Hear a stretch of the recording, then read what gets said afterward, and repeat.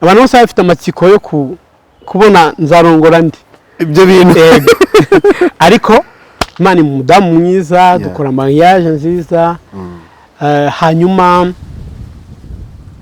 nyuma y'umwaka biza kugorana y'umwaka umwe gusa umwaka umwe bamaranye umwaka umwe biza kuba ngombwa ko tutakibanye kuri mariage namuhaye kado y'imodoka kuri dot namuhaye gift y'imodoka bigenda neza Imana iradufasha hanyuma uyu munsi tukiri kumwe abantu bifatikanya n'uwo twabanaga baransenya baransebya byagenze byabaye ibintu birebire na WhatsApp habaye groupe yo kunsebya groupe ya WhatsApp yabayeho batangiye cyane kuri credo umunsi wa mbere cyane ritangira umugore wanjye n'umwana bajya muri nditeyano natwe iwacu hari nditeyano ariko ndashimana ko uwo munsi ni igitorero ryuzuye cyane kurushaho harakana kaje gusenga turi nk'abantu 20 byari ku cyumweru kacitse aya magufa yo mu muguru gutya kakoza kizamutira kagunga gacika tutugufa so kaza nimbago ebyiri n'ubu uyu munsi imbago zirahari butari karaza ndi kubwiriza ko Imana ikora ibitangaza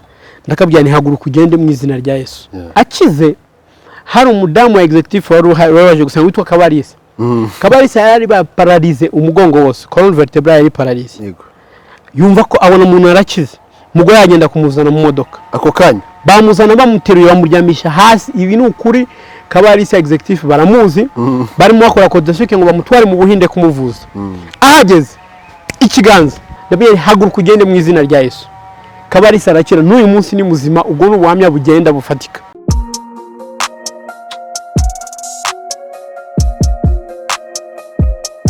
Impanuro TV ishakiro ry'amakuru yizewe.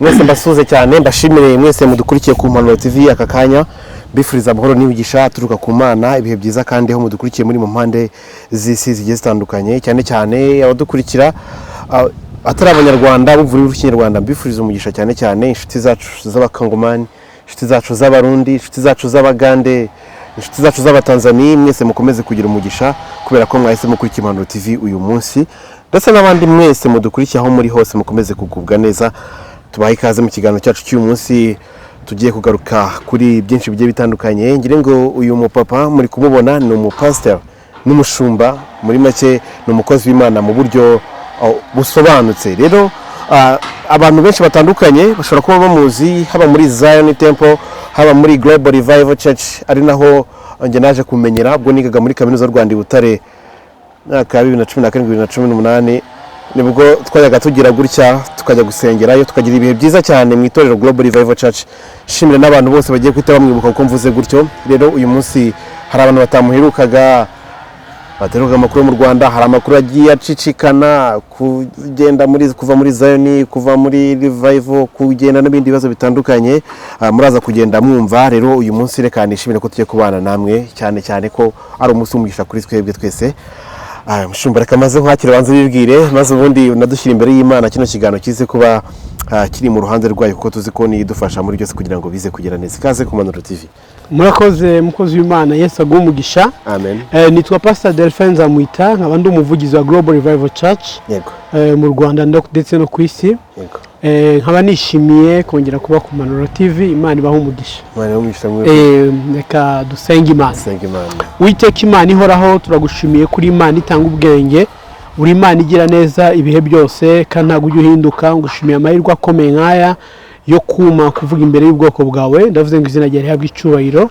ndasabye ngo tuyobore muri byose kandi umwuka wera abaramanuka n'ubwenge budasanzwe kugira ngo icyubahiro kibi cy'abadukurikiye bose bahumurize imitima kandi basubizwemo imbaraga mu izina rya Yesu Kristo amen amen amen Imana ibaho umugisha nagwiruka gakera yego 2018 gutyo yego muri ntabwo wanyuka habaga hari abantu benshi abaga bameze gutya gusa nicyo gihe twerukanaga nubwo nyuma yaho twaje kugenda tukubura kuri Revival ariko twizere ko muri amahoro turi amahoro turashima umwami Yesu akomeje kuturinda no kutugirira neza twerukanaga muri icyo gihe ariko byari byose ndabona mumeze neza cyane nubwo turaza kubigarukaho cyane mu kiganiro nubwo haje guca amakanya sinze kubona uburyo runaka navuga ngo bwa Revival aho yakoraga habaye inka itakiyakorera sinaje kumenya andi makuru yaho byaje kugera gusa ndishimye ko ndi kumwe n'umuvugizi wayo ku rwego rw'isi turaza gusobanukirwa byinshi niba ufite amatsiko nabyo uraza kugenda umenya ariko reka uyu munsi tubaza duhere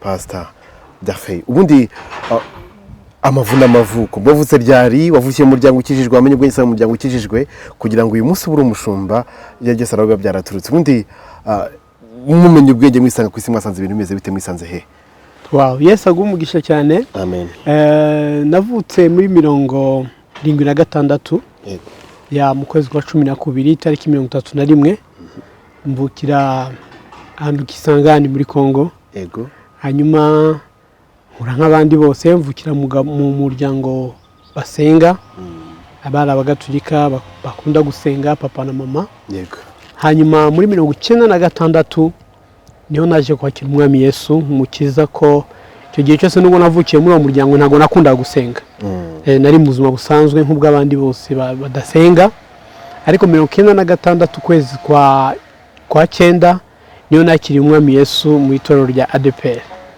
Rwanda icyo gihe nari Gisenyi nakira umwami Yesu maze kwakira umwami Yesu nkomeza gukora imirimo yanjye isanzwe nza gukora imirimo itandukanye hari no muri banke hari no kwikorera bw'iki cyanjye ariko muri ibyo byose Yesu akomeza kubana nanjye amen ya rero maze gukizwa muri uko gukizwa nakijwe afite umuriro mwinshi numva ashaka gukorera Imana ufite imbaraga nyinshi cyane kuriya ukizwa ukumva urashaka gukorera Imana ushaka kubwira umuntu wese Imana cyane cyane abacuti bawe ukashaka kubabwiza Imana no kubahindurira kuri Kristo ndashima Yesu rero ko muri icyo gihe yamfashije mbana na Kristo muri icyo gihe nari muri ADP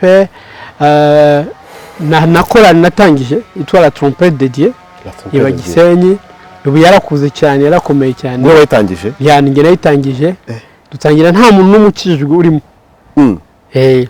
urabona hari ukuntu Imana yamamagaye kudakira abantu urubanza ahubwo kubafata uko bari nkabereka urukundo nkabatwara neza kugeza mbagije kuri Kristo yego so twari ku ishuri turimo twiga dutangiriye korale ko kenshi benshi ntabwo bari bazi Ikinyarwanda neza tangira korale ya francophone yitwa la trompette de Dieu itangira baducura urubanza ndibuka umunsi umwe twasabye bagenzi bacu ko ari bo bamenyereye iby'umwuka iby'agakiza basengane natwe baranga ngo basengane n'abapagani ariko ndashimira Kristo ko nyuma y'icyo gihe korali yaje guhagarara n'uyu munsi irahari Gisenyi nini cyane ku mudugudu wa Carmel muri ADPR yitwa la trompette de Dieu ubu yarakoze cyane nimo abantu barenze 100 ni korali so urumva ndashima Imana ko uwo murimo byaje kugenda gutyo nyuma yaho ngaho naje kwimukira i Kigali niho naje gutangira na Zion Temple ariko nangira ndi umukristo usanzwe waje kuva muri ADPR yego uza kujoininga Zion Temple nza kujoininga Zion Temple Kigali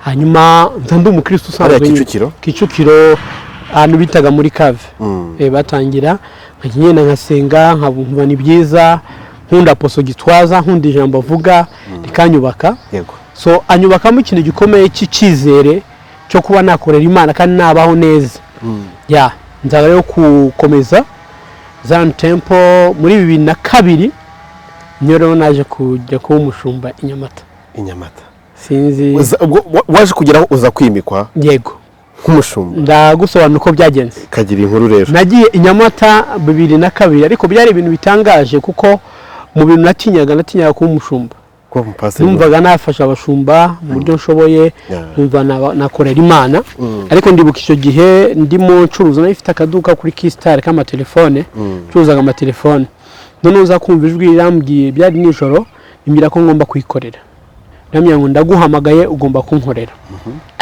Imana ndagukorera kuko nditanga mu rusengero ndashyikira umurimo w'Imana nkunda abakozi b'Imana ndasenga so kugukorera nka pasteur icyambere cyangoye sinkunda kwambara ikoti mu buzima busanzwe birangora keretse hari ngombwa noneho n'ibindi bitandukanye n'intambara bagira nyinshi cyane nagendaga numva mbona bituma ngira nkaho ngira ubwoba bwo gukorera Imana ariko muri 2002 Imana iza kunyemeza ko ngomba kwikorera mu buryo butangaje kuko icyambere amafaranga yaragiye barayandya nagwa amafaranga ukayatwara kwishyura nsubiza Imana ikambwiye ati njye nayafunze na nugo uzayabona kugeza ugiye kunkorera none nkareba umwana wavukiye Kisangani avuye Nairobi agiye kuba Bugesera, hari habi cyane icyo gihe, umuhanda wari w'ibitaka, hameze nabi cyane. Niyo mvuga Imana ngiye kucyumamagariye mu cyaro wantwaye mu mujyi nk'abandi nibura mu 2022 so nza kujyayo, njyayo nsanga njyayo nta kintu mfite. Ndibuka nagiye kureba Pst Gitwaza namwe ndumva afite umuhamagaro wo gutangira eglise Nyamata. Rero sinzi uko bitangira, sinzi uko bigenze. We icyo yakoze ashima Imana, avuga ati ndashima Imana ko ugiye gukora umurimo w'Imana hari. Nta ngenda na Bibiliya yanjye gusa ngera mu mujyi wa Nyamata. Wari ukiri umusore utaruka? Nari umusore. Ngeze mu mujyi wa Nyamata rero icyo nakoze ni kimwe, muri gare n'umudamu witwaga Fifi, umudamu tukaba twarabanye n'umugabo we yari inshuti yanjye. Baramye ati uri hano ukora iki? Ndaya ngewe Imana yanyohereje hano gukora umurimo w'Imana, ariko sinzi aho ntangirira, sinzi uko biri bugende. Nimwe mubizi ese Nyamata kwanga ni hehe? Bwa mbere ngeze Nyamata. So arambye ati nta kibazo, ahubwo natwe tutari dutegereje mu masezerano twari dufite, twari tuzi ko Imana izatwohereza umuntu hano uzazana ububyutse.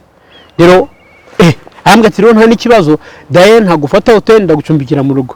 Namaze umwaka iwabo, hafi umwaka ndi iwabo mu rugo, bamfashe neza, Imana ibaho umugisha, Fifi na Dede. Dutangira itorero mu buryo butangaje. Rero gute Dede yari umukuru wa centre de santé ya Nyamata. Noneho afata tumira abakozi bakorana bari bane, baza mu rugo iwe, dutangira gusenga. Gusengera mu rugo? Babwira uko bimeze, tangira gusengera mu rugo. Turasenga umunsi wa mbere, wa kabiri abantu bakajya batambuka batireba kakadini ko kwa Dede. Icyo gihe ntabwo bari bazi ko ari Zion Temple, bari bitarakomera. Byari abantu bane, twari abantu bane. So turatangira tukajya dusenga, tugasenga. Hanyuma umunsi mwaza ku umupira wa equipe ya Bugesera na Kicukiro. Noneho ngewe kocha wa Bugesera witwa Noah yarapfuye, ejo bundi yaratashe. Noah yasengeraga iwacu. Araza arambye ati se pastor ntabwo waza ugasengera equipe yacu kugira ngo itsinde. Byananye nabwiye nero kugira ngo mutsinde. Ndabaha condition. Ngewe rwose ndabasengera kandi muratsinda ibitego mushaka. Ariko ntagire umuntu ukoresha imiti yindi. No kuvuga turakoresha isengesho. Ryo nyine. Kandi mukoresha imiti ntago biri bucemo. Turavuganye barambwira ati se biragoye, hari umuvisi meya witwaga Julius, niwe ari umuyobozi wawo wari ukuriye equipe. Turicara rero muri salle ku karere, ndajya mwashaka ibitego bingaye, bamwe turashaka 2-1 tugakubita Kicukiro, kandi Kicukiro yari ikomeye cyane. Ndaje rero ngiye kubaha umuti, ndaje nimufate ku birenge byanyu, ndabasengera njya kureba umupira. Turiwe umupira ntwara n'abandi bahungu bake, umwe bashira mu nyuma ya goal ya poto kugira ngo bakore intercession. Batangira gukina umupira, barakina, equipe ya Bugesera itsinze icyambere. Tsinzi cyambere niba bakajyambye teko pasa.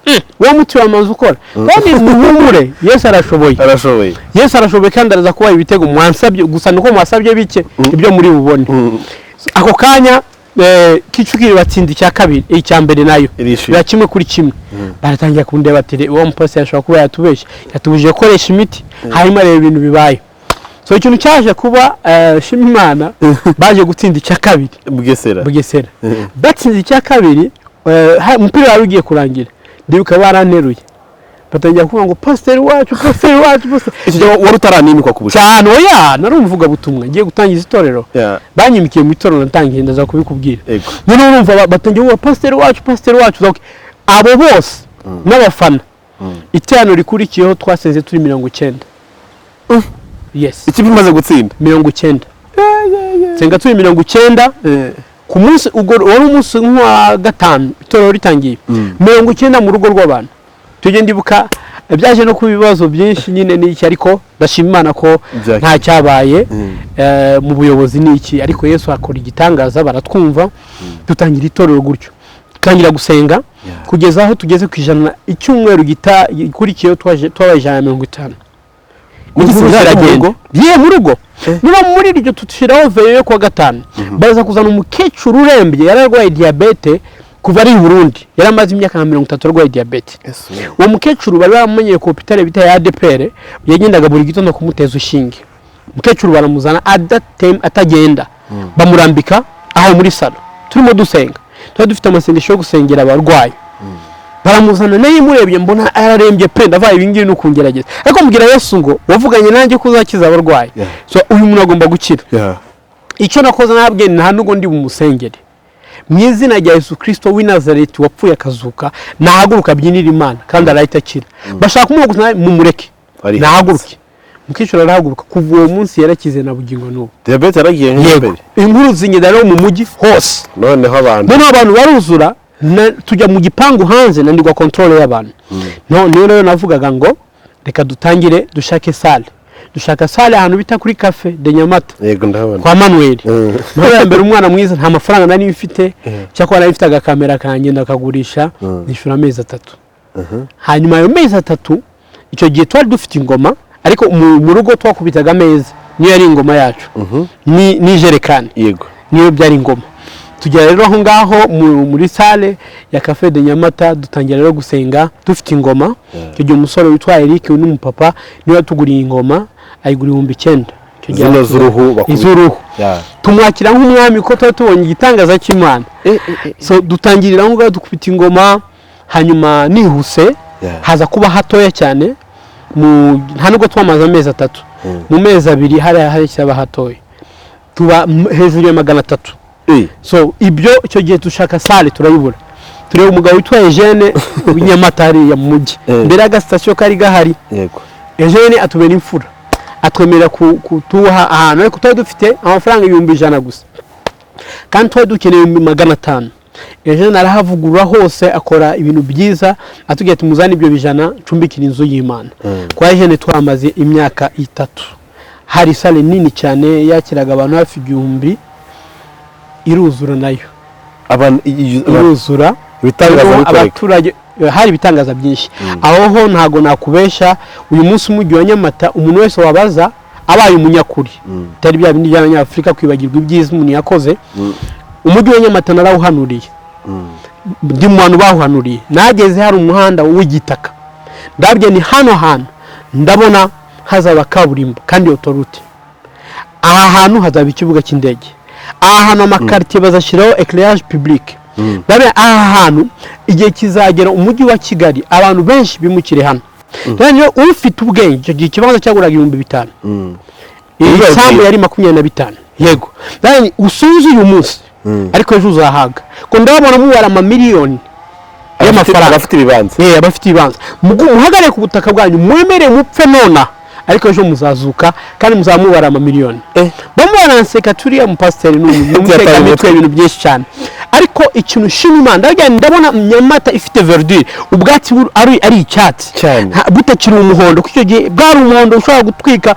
ahantu hose hagasha ndabona hari verdure ndabona hari abantu benshi baza hano ndabona hari abanyamahanga ndabona ndibuka iyo hotel bita la Paris icyo gihe hari ubwo ni inyuma barimo bakora basuka umucanga Strabag yabikagaho umucanga stock yayo yo gukora umuhanda ndagenda mamena amavuta ndavuga ni hari ahantu nandi mu materaniro rero ahantu Imana yeretse hazaguruka hotel ikomeye cyane izakira abanyamahanga benshi ndamena amavuta ndavuga ni ahantu hazaba hotel yarahabaye nuvuga ngo ikintu cyose Paris itarahabiri yes itariana haba uzabaze ikintu cyose hariya Imana yankoresheje ndashima Imana cyarabaye n'ikibuga rero tuza kugura ikibanza hahandi batangira kuvuga ko tubasakuriza tuzavuga ngo tugiye kugura ikibanza nta mafaranga dufite njya mu kibanza kinini ahantu Nyamata yubatse uyu munsi hari igiti winjiye gutyo ucinjira hari igiti nahateye ko aho hantu Imana yanganije cyane nateye igiti cy'urwibutso n'uyu munsi ahagana hehe muri za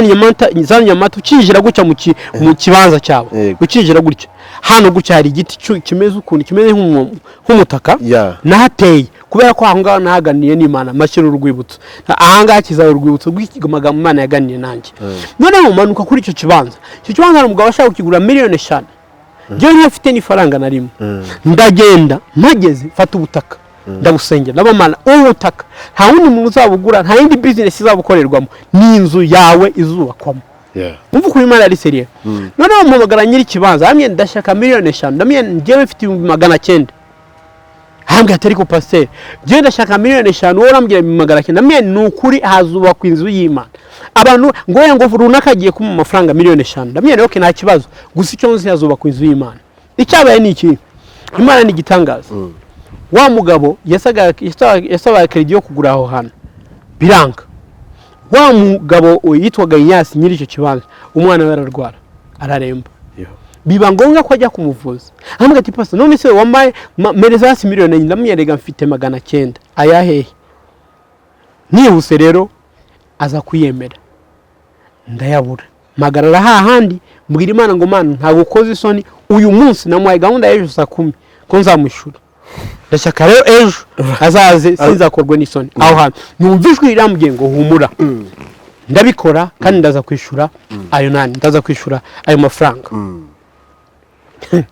Imana ni igitangaza. Saa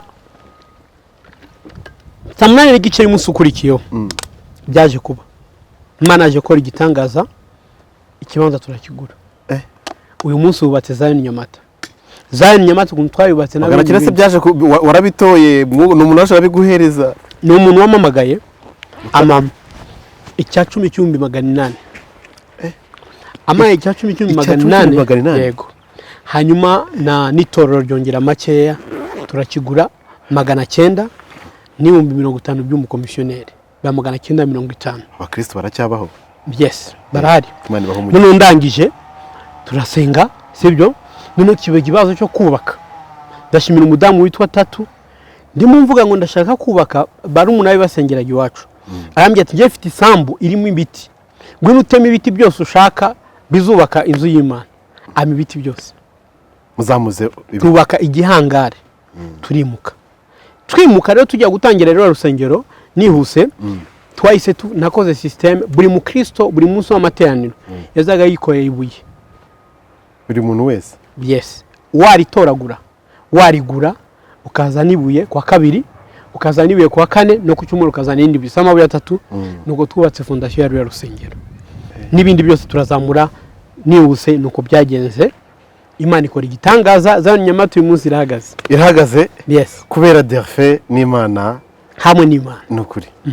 Imana ibaho umugisha abakristo bose bagize uruhare mu kubaka abantu babyibuka byose.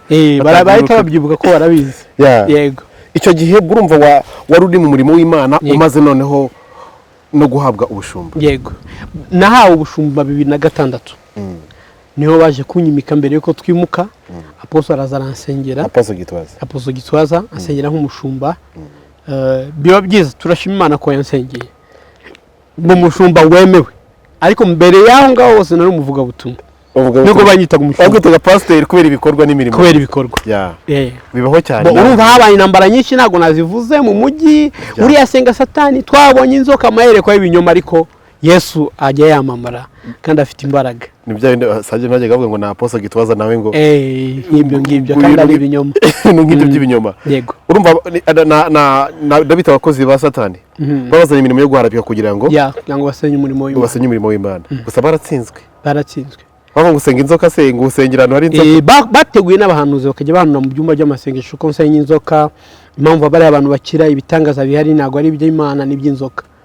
So ariko none nkababwira muze musake urusengero musake no muri biro nta nzoka ihari. Kuki mutemera ko Yesu akora igitanga? Bibiliya ivuga ngo ibimenyetso bizajyana n'abizera bazanambika ibiganza ku barwayi bakire. Kuki mwe mutabyemera mu byitirira Satani? Icyo gihe se byari byemewe ko munasengerwa ku bushumba akiri célibataire? Byari byemewe. Zion Temple barabikora birakorwa kandi na Yesu ntabwo yari afite umugore. Petero nta mugore yari afite. Paulo nuko donc icyo si ikibazo gikomeye kuko ni umuhamagaro. Yego papa kandi uzira buri wese ntabwo cyane yani nayo byiza cyane. Ubwo umurimo Imana ukomeje waje kuba mariye ryari icyo gihe umurimo murakumva wese uzamuka urusengero rugenda rwubaka umunsi ku munsi ibintu bigenda bikoreka. Naje muri icyo gihe Imana yazamuye umurimo wayo irawukora. Hanyuma histoire y'Nyamata irarangira nza kuvayo. Barakwimura nza kuvayo ntago banyimuye narasezeye. Imana yamamagariye undi muhamagaro wo gukora Global Revival Church. Bibiri kangahe? Ko gihe byari 2013. 2013 warasezeye muri Zion Temple? Nasezeye neza. Urabona hari abantu benshi muramba barakubivuga. Abantu benshi bakunda intambara z'amadini ngewe ntazo nkunda.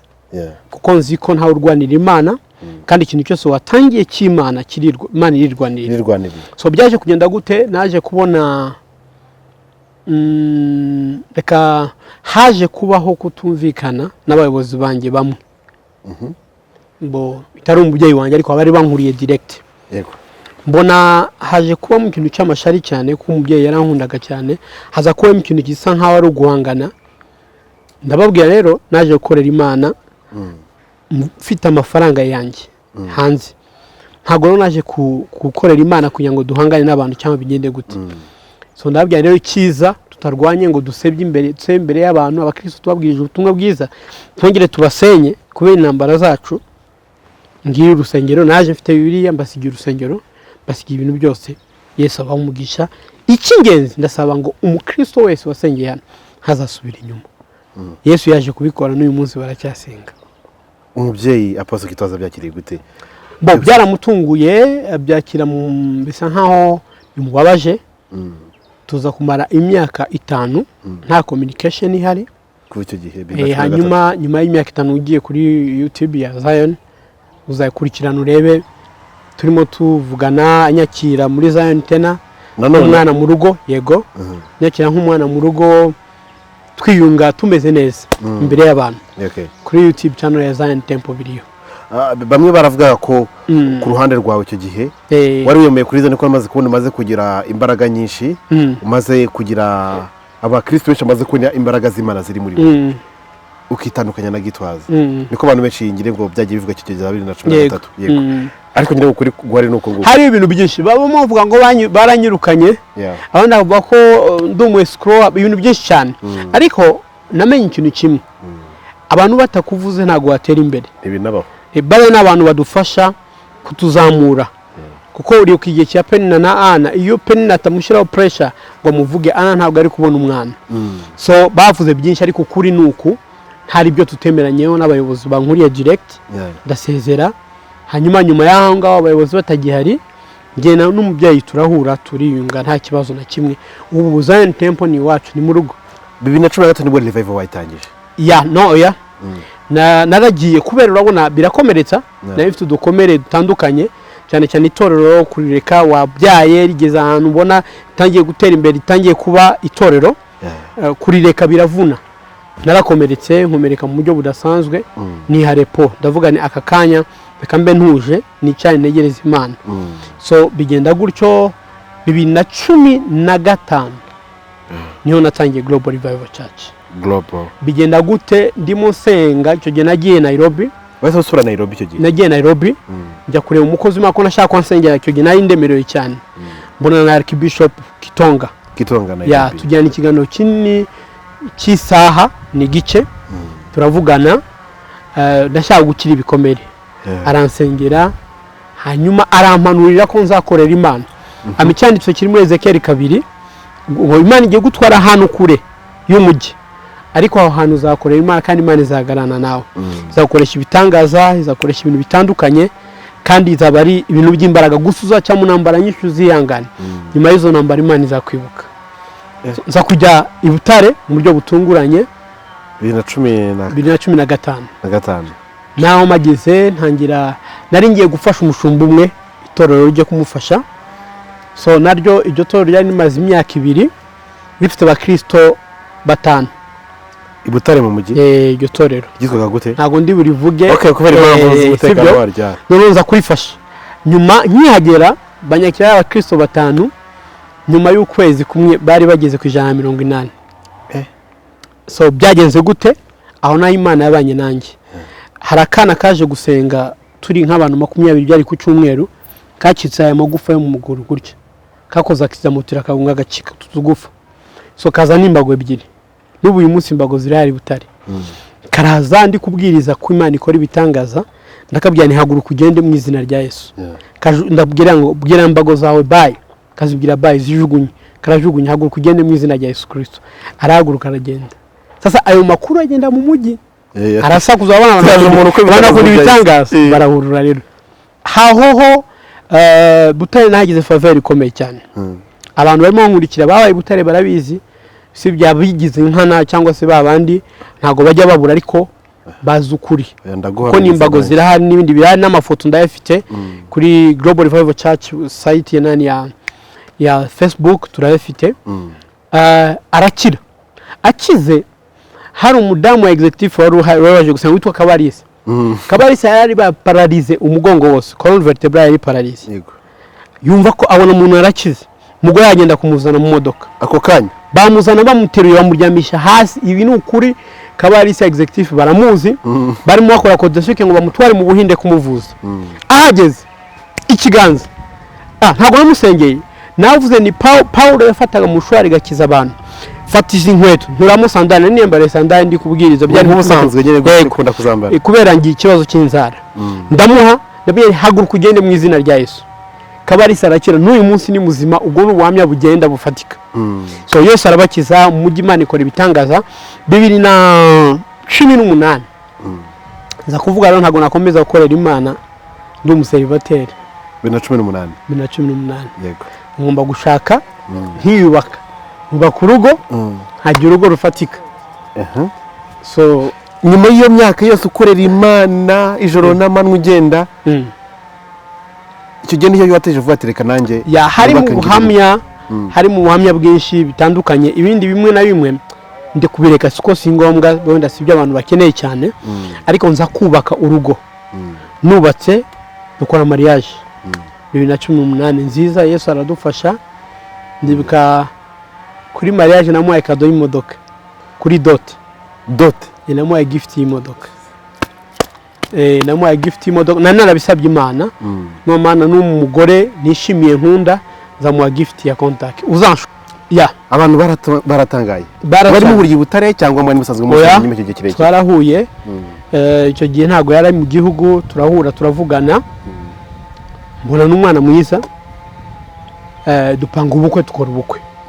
Dote twayikoreye i Burundi ko yari umurundi kazi. Tukorera Dote i Burundi. Hanyuma mariage tukoreye Butare nyine mu Rwanda. Ndavyibuka. Bigenda neza, Imana iradufasha. Hanyuma uyu munsi tukiri kumwe. Tukiri kumwe. Ushaka kubyibaza, ushaka kwibaza ubwo muri icyo gihe ariko akantu gato ngiye kuvugaho. Isi yose yavugaga ko ntabyara.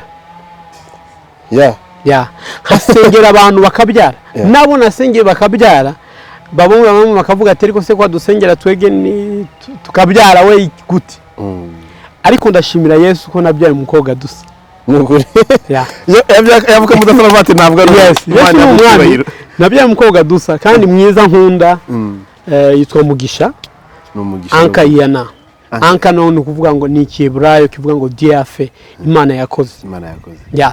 Noneho maze gukora ubukwe umva amagambo ari menshi, ntago byara ibiki ibintu byinshi cyane. So dukora ubukwe bwiza, Imana iradufasha. Yose ari imeze gutya. Tare sinini warubizi bari Butare simbyibuka. Abantu bose bafite amatsiko yo kubona nzarongora ndi ibyo bintu. Ariko Imana ni umudamu mwiza, dukora mariage nziza. Hanyuma nyuma y'umwaka biza kugorana. Y'umwaka umwe gusa. Umwaka umwe. Twamaranye umwaka umwe biza kuba ngombwa ko tutakibanye. Habaye divorce? Habaho divorce. Ariko aho ngaho sinkunda kubavuga cyane. Ariko ikintu cyabaye ntago tumvikanye, ntago byabaye nk'uko tutumvikana. Abantu tutumvikanye nk'amabanga y'urugo wenda abantu badakeneye. Ariko nza gusigana igikomere. Rumvikana. Nagusigana igikomere gikomeye cyane. Aragenda. Agenda mu buryo butari bwiza. Hanyuma havugwa amagambo menshi. Byinshi cyane. Nta bitangaza, biriya bitangaza akora ni bya Satani. Bagikomeje inzoka mu rugo. Asenga Satani. Babona hari igihe ibintu bivugwa bikavugwa wenda n'umuntu wo hafi yawe kandi atari byo ugaceceka. Ngewe cyo intwaro mfite mu gihe cy'intambara ndaceceka. Bitamo guceceka biba birebire sigana igikomere n'ubu. Ariko ndashimira Umwami Yesu ko agenda yinyumura uko bukeye uko bwije. Umugore aragenda. Yego. Hari amakuru yagiye avugwa kenshi ko mbere yo gushyingirwa 2018 ko wararatandukanye n'undi mudamu. Ibyo bintu byaravuzwe cyane. Ufite n'abandi bana bakuru ngo zahena. ibyo barabivuga ibyo barabivuga ariko impamvu nasimbutse icyo kintu nuko ni ikintu nakunda kuvuga kuko si ngombwa kuko ntago cyarangiye nabi cyarangiye kubumvikane yari 2006 ndi Nyamata umudamu turabana umudamu wa mbere turabana hanyuma biza kuba ngombwa ko twumvikana tugatandukana mu mahoro mu mahoro tutandukana neza rwose nazo mpamvu ntagize ibintu mvuga kuko yambereye imfura mbere imfura ntago tugiye tusebanya so ambere imfura agenda amahoro nyina amahoro tutandukana amahoro nk'abakozi b'Imana hari impamvu bwite nawabona cyangwa ngiye mbona bibangwa ko dutandukana so hari ibintu byinshi byakomanswe abantu bakavuga ati se pasteur muzima aratandukanye n'umugore atandukanye n'abagore hari ibintu bimwe abantu batazi wenda tutavuga ariko bitari byo sibyo cyane umugabo mbwa aseka umufungwa nta muntu n'umwe kwisi udashobora kubura n'ikibazo ko iyi si nta sakaro ifite imvura inguye uyu munsi ahubwo wowe niza umutaka ko ejo nayo izakugwa ngo utize umutaka ariko uwikuriye ukacelebratinga gutsindwa kwanjye ejo uraseba nawe ndibuka abantu benshi baposteri benshi bamagati pagani bikini ariko namwe bishobora kubabaho kandi byababayeho byababayeho uyu munsi bangarukira bamwe ati tubabarire twari tuzi ko bitatubaho ntago muri hejuru turacyari kwisi turi mu ntambara Bibiliya ivuga ngo turi kwisi tubadufashigiye mu ntambara muri icyo gihe bakomanta utuntu twinshi tugambo twinshi ko ibiki n'ibiki uri abagore baramunaniye n'ibiki narababwiye ikintu kimwe ntangira umuhamagaro wanjye nta mugore nari mfite kandi nakoreye Imana birakoreka ibitangaza ngiye Butare nari natandukanye n'umugore kandi nakoreshejwe ibitangaza Imana yose ikicucu cyo guhagarana nanjye kandi ziko nakoze amakosa kandi Imana ikindi ni data Zaburi 2:7 avuga ko Imana ari papa wacu yego so rero mbitekereje byose mbikuruye mbona abantu baravuga ariko ndagira ngo mugere abantu bakunda kuvuga amagambo yo gusebanya cyane cyane mu gihe umuntu ahuye n'ikibazo na amakosa kubera ko ari amakosa uyu munsi ubuvuga umuntu umwe uvuga runaka ariko ejo Imana yagurutse 10 bakuvuga so barabivuze nuko byagenze iyo story nizo mpamvu nayitinzeho hanyuma ya kabiri nayo abantu bifatikanya n'uwo twabanaga baransenya baransebya byabaye ibintu birebire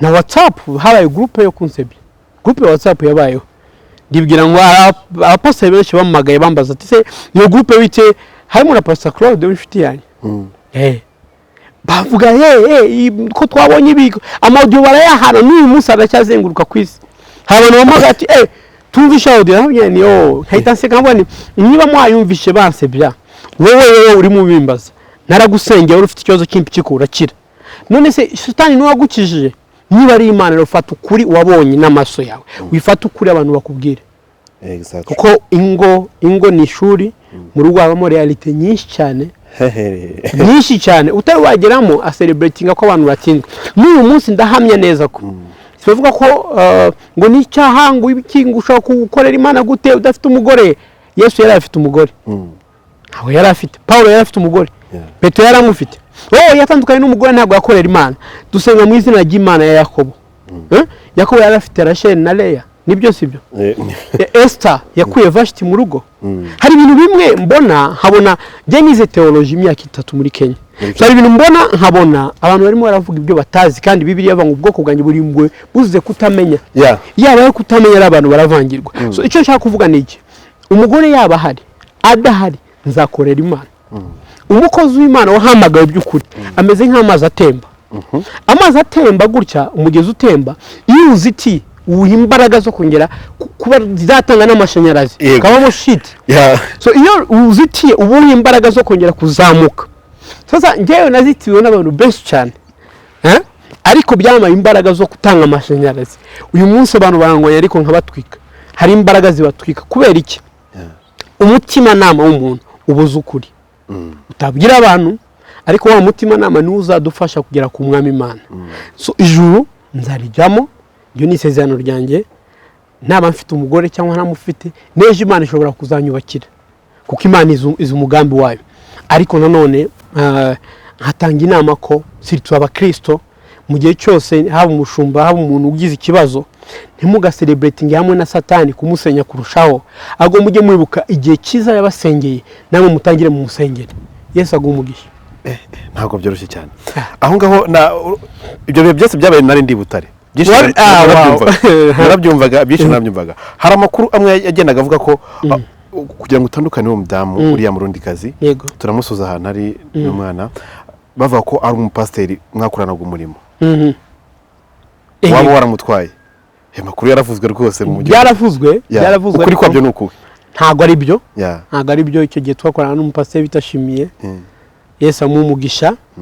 So ntago ndi ubwinjire deep kuko ninjye deep habamo gusenyanya kandi nkunda gusenyana, ariko habayeho ikibazo umuntu wese abashaka inyungu ze. Hari abakorera Imana bashaka inyungu runaka.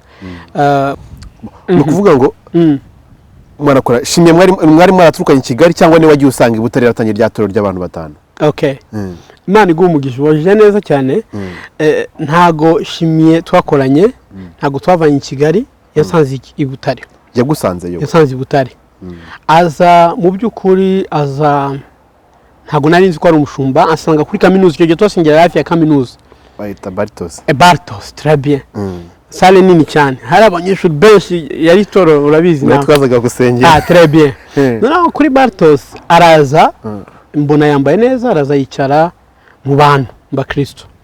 So dusohotse aza kunsuza ndumushumba shimiye nkorera ahantu Bishop Rugagi yakoreraga Kimisagara nayo ifite itora ariko bararifunze, ubu madama akorera hano ku bitaro.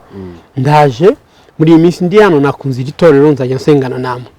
So njyewe nk'umupasiteri nza agaciro k'umutambyi ntago nari kwemera ko akomeza kwicara muri ruvunge, sinari kwemera ko yicara n'Imana y'Imana ngo ntavugira Imana. So ndamwakira n'umutima mwiza. Ndibuka nakoze introduction ndavuga ni umukozi w'Imana, mwakire mukunde mwiteho kandi karibu igagaye uruhimbi nguru korera Imana. Aho nari mpari abo ruhari. So atangira korera Imana. Tujya korera Imana shimira namukundaga cyane. Buri gihe ndibuka yaratahaga Tumba ngemba kwitaba nkamutahana n'umudamu nkabatana abadepoza mu rugo nkamura gusubira turabona Tumba nataba biratandukanye agenda. Hanyuma maze guhura n'izo ntambara niho rero muri izo ntambara yahagurutse nawe. Sindi ubitindeho ariko yarahagurutse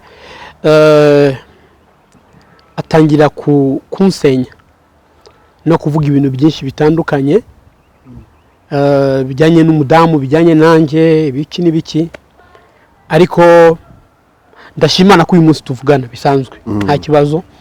Hanyuma icyo kintu kiza kubaho aho uwo mudamu agendeye byaje kuba ngombwa ko mu gihe twari dutangiye kujyana ibintu bijyanye n'amakimbirane n'iki byari kuba ngombwa ko bansaba ko ubuyobozi musaba ko mba mvuye mu rugo hajya ahandi hantu kuko yari afite umwana. So nza kubikora. Hanyuma muri icyo gihe sasa ngewe i Kigali muri icyo gihe rero niho bapanze plan bapanga gutangira itorero n'abayobozi bamwe abantu bamwe na bamwe batangira kuri hotel Credo. Batangira itano kuri Credo. Umunsi wa mbere itano ritangira umugore wanjye n'umwana bajya muri indi teyano natwe iwacu hari indi teyano. Ariko ndashimana ko uwo munsi ni itorero ryuzuye cyane kurushaho umunsi batangira itorero. Irya Global Revival Church yaruzuye cyane bagira ibihe byiza batigeze kugira. So muri icyo gihe habaho utuntu twinshi urabona iyo umuntu ashaka nayo kwikurura n'iki bibaho habaye guhamagara abantu giti cyabo n'iki, ariko abana babari bazi papa wabo kandi tumaranye imyaka hafi 4 cyangwa 5 tubana buri munsi. So bari banzi ntago bari kwemera ibyo bavuga ahubwo bari bazi ibyo bambonana. So Imana ikora igitangaza atangira itorero rye n'ibindi byinshi, ariko uyu munsi naryo ntago rigihari. Biri mu matorero nyine numva abantu bakodesha amasaha n'iki barabafungurira ari Global ntirakomeza gusenga ari nirye ntazi uko ryitwa nuko, ariko ndashima Imana ko muri ibyo bihe byose nabiciyemo mva mu ndi muzima. Ikindi bari bazi ko ngiye kubaho nabi ariko mbayeho neza. Biragaragara mbayeho neza. Yesu arambeshejeho mu buryo bw'igitangaza mu buryo bw'amayira ye afite ukuntu atunga umuntu. Yesu agumugisha. mbese umugisha sinzi niba ngusubije birasobanutse cyane umuntu ashobora kwibaza yenda ngiye gusubiza inyuma gatoya yego yenda kubw'intambara yenda aho zahereye ubutegezo z'inyamata mu Bugesera umuntu ashobora kwibaza kubera iki Apostle Gitwaza yakomeje kukublessinga nyine gukomeza kuyobora itorero Zion Nyamata kandi baraba ko batandukanye n'umugore cyangwa se ashaka kuba mwarabanaga muri ubwo buryo navuga ko butari bunyuze mu mategeko oya umugore twabanaga mu buryo bw'amategeko twatandukanye mu buryo bw'amategeko nta kibazo cyabaye gusa Apostle Paul ni umubyeyi kandi umubyeyi mwiza ntabwo atuma umwana ko yagize amakosa ntabwo atuma umwana ko umwana yagize ikibazo ahubwo umubyeyi mwiza aramukurura akamugarura akamukuyakuya so muri ibyo bihe byose nyuma yaho urabona ntabwo nari nkiri umushumba muri Zion nabaye umushumba mu itorero Global Revival Church so nta usibye kuba ari umubyeyi ntago muri Global Revival Church yaranyoboye oya yari umubyeyi wanjye n'ubu n'umubyeyi wanjye ariko ntago yaranyoboye muri Global ku buryo abantu bagize kwibaza ese ni 2015 ubwo bongera akakukwakira akagusengera muri Zion wari uvuye muri revival ugiye muri Zion byari bimeze oya nari ngarutse mu rugo kwiyunga n'umubyeyi ariko sinari mvuye muri revival ko revival yari igihari na Zion yari ihari narije gusa guhura n'umubyeyi ko hari habaye imyaka 5 nta busabane bugihari cyane kubera impamvu nyine zitandukanye hanyuma tuza kongera guhura n'umubyeyi nyuma y'imyaka 5 so wari umunsi mukuru w'ibyishimo yanyakiriye neza cyane mugende mukurikire anyubaka neza anabwira ngo uri imfura yanjye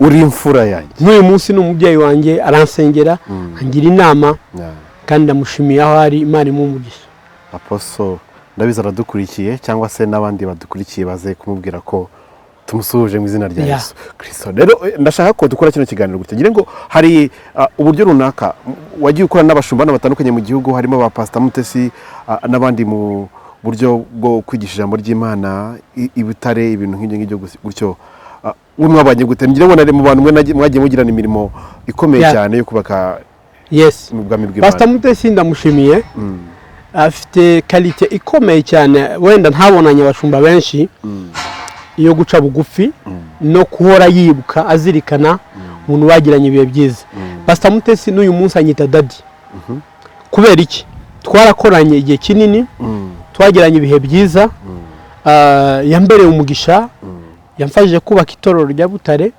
ndetse nibuka ko n'izina pasteur sinjye namwimitse ariko izina pasteur ni umuntu wa mbere nari mwisakira umu evangeliste so n'uyu munsi aranyubaha kandi nanjye ndamubaha nemera amavuta ye ni umukozi w'Imana utigeze anzanira ibibazo Imana imumugisha uyu munsi wa none ni ukuvuga ngo ndavuga ngo kwibana uteganya ko uzagera ikindi gihe ukubaka urugo cyangwa urateganya vuga ati reka nibereho gutyo gusa it's enough kuko inshuro nyinshi wubatse ntabwo navuga ko hajemo amahirwe ku ruhande rwawe urateganya iki uyu munsi wa none urakoze ni ikibazo cy'ubashishije abantu benshi bakunda kumbaza ariko haracyari amahirwe Bibiliya ivuga ngo igiti gitemwe habakira amahirwe ko cyakongera gushibuka kandi kigashibuka ntibiba bitoshe hanyuma Bibiliya ikongera kavuga mu gitabo cy'Abaroma 8:28 kandi tuzi yuko kubakunda Imana byose hamwe bifatikanyizamo kubazanira ibyiza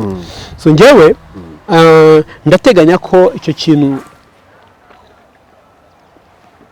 cyo gushaka Yesu nanshoboza nibigenda neza Yesu akamuza n'umuntu ukwiriye namba yanjye Bibiliya iravuga mu gitabo cy'Itangira umufasha umukwiriye niyo ngo hari inkweto twambara zitari izacu zitadukwiriye iyo wambaye urukweto runini bikugora mu rugendo babyita amambata iyo wambaye urukweto ruto nanone bikakugora mu kugenda nivuga ngo ariko iyo wambaye inkweto zigukwiriye ugenda neza ndabizi ko ahantu runaka ntazi mu gihe runaka ntazi hari umufasha ukwiriye Imana imitegura kandi uzambera umugisha kuko nyuma y'ibi bihe mubona bya corona n'iki hari ububyutse Imana yambwiye ko buzaba ariko muri ubwo bubyutse ushobora kuzabujyamo ufite umufasha ukwiriye umufasha ukwiriye mu gihe cy'Imana Imana ibigemo niba hari niba ari mu nzira niba ataraboneka niba yarabonetse Imana imuha umugisha ibyo ari byo byose gusa ibyo ari byo byose hari abantu nk'ubwo wenda baba badukurikiye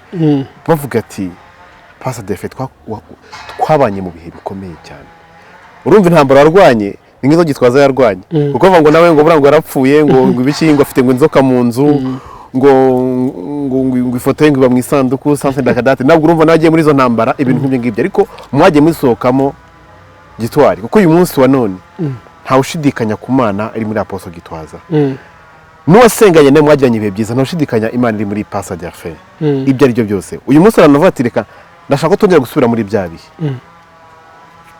tukongera tugahamagara Imana ijuru rigatabara Pst Delphin kugira ngo uyu munsi umuntu akubone kuko Kigali nuko ndakuhaba ndakubwiza ukuri kukubona nitombora ngize navuga nti ibyo ari byo byose aya ni amahirwe y'imboneka rimwe reka tuyakoreshe gutya yego okay ngewe naboneka kumbona nta handi ni kuri telefone kandi ndagira ngo mbahumurize abana banjye aho bari ku isi ko ni ku isi bahumure tuzongera tubane kandi tuzabana mu mahirwe ya kabiri n'icyubahiro cya kabiri Bibiliya ivuga ngo ubwiza bw'inzu ya kabiri buzaruta bw'inzu ya mbere ndabizi neza muri iki gihugu cy'u Rwanda one day hazaba itorero rikomeye cyane rya Global Revival Church kandi izahuruza amahanga kuko Imana iturimo iracyahari ndagira ngo mbasubizemo imbaraga ntago nahungabanye sinavuye ku Mana ndacyari umukristo ndacyafite Imana n'uyu munsi abantu barakira umunsi ku wundi n'ejo bundi hari umudamu wari umaze iminsi yarwaye hepatite B Yesu yaramukijije ndashimira Imana kandi ibyo si nawe wabaye butari uzabaza umudamu witwa Karen yari ingumba baramubwiye ko adashobora kubyara nyuma y'imyaka 3 yaragiye ahantu hose bakamubwira ko afite 2% yo kubyara Yesu amuha urubyaro uyu munsi afite umwana wa kabiri hanyuma agiye kwa muganga asanga afite hepatite B nawe Yesu aramukiza ngo haye urugero rw'umuntu uzi so Yesu aracyandimo ntago Yesu andimo akurimo yaza kuba andiho aba yaragiye tuba turatandukanye ariko andimo akurimo nuva no mu rupfu turi kumwe no mu buzima turi kumwe so ndashima Imana ko ungiriye neza mukozi w'Imana Imana igumugisha amen kuko utumye nongera kunezezwa no kuvuga ubutumwa kuvuga Kristo amen no guhamiriza abantu ko nkiriho ko ngihumeka kandi ko nkikunda Kristo amen so ahandi bankura nta handi ni kuri telefone kuko kenshi sigaye ngira ingendo nyinshi cyane sinzi niba nazitanga ukoresha kuri WhatsApp nizo zoroha buri wese yego okay telefone yanjye nkoresha kuri WhatsApp ni ndashiraho +250 yego +250 karindwi 88 31 49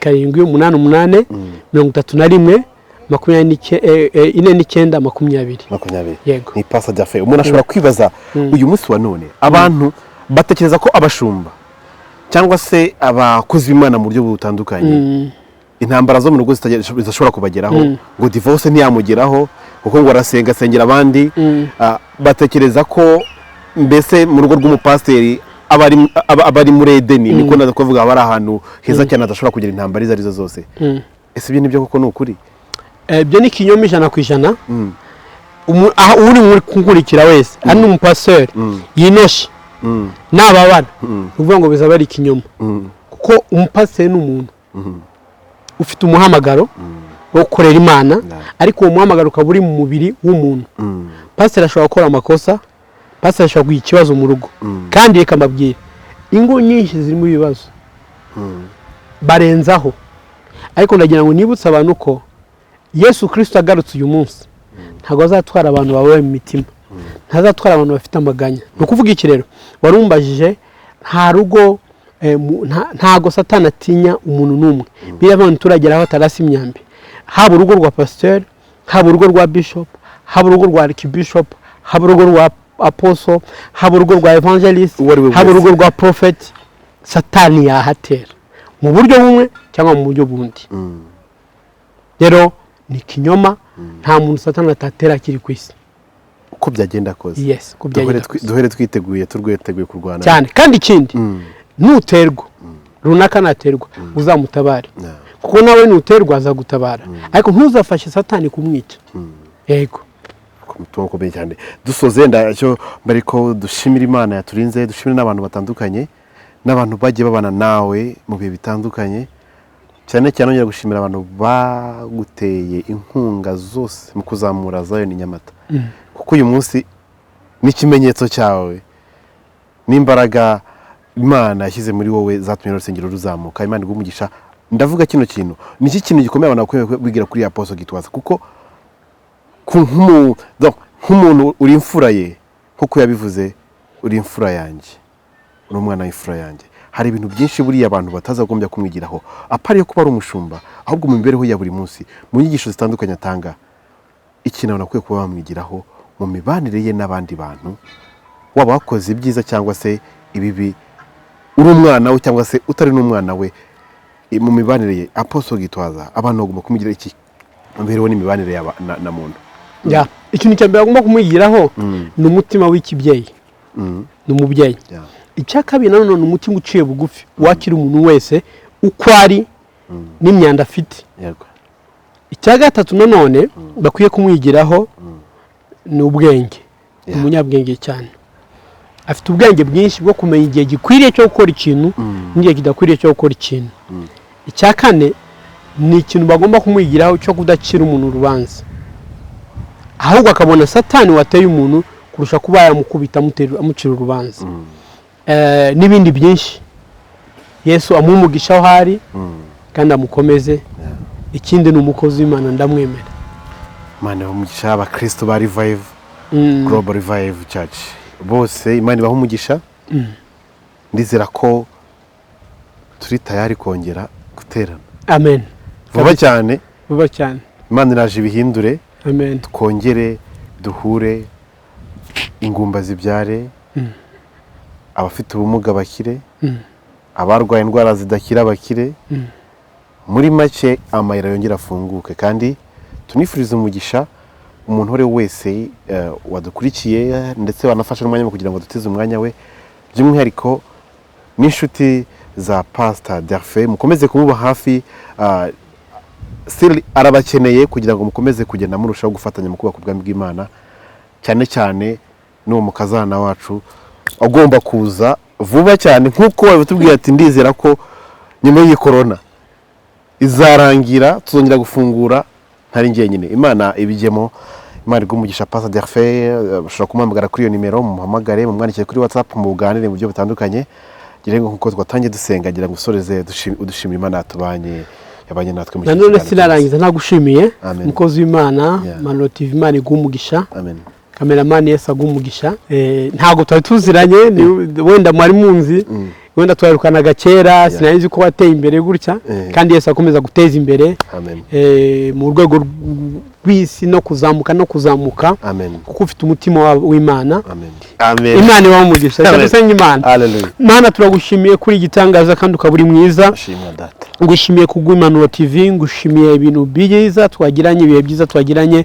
ndavuze ngo wabwe icyubahiro kigano ndagisengeye abadayimoni bose baguruka kukirwanya bavumwe mu izina rya Yesu Kristo ndagitwikiriza amaraso ya Yesu Kristo ndagisengera kugira ngo kigire impact ku mitima ya benshi amavuta yawe n'amaraso yawe n'imbaraga za zitembe data umuntu wese uzadukurikirana abone ukuboko kwawe kandi abone ikiganza cyawe akire abohoke mu izina rya Yesu Mana humugisha Manuro TV humugisha Pastor Claude humugisha inshuti zose n'abavandimwe humugisha Global Revival Church aba Kristo bari hose humugisha Zion Temple humugisha amatorero yose yubyutse n'amatorero atari yubyutse humugisha abatambyi bose kandi ubagire neza mu izina rya Yesu Kristo amen mukomeze kugira byiza turabakunda cyane mwakoze amen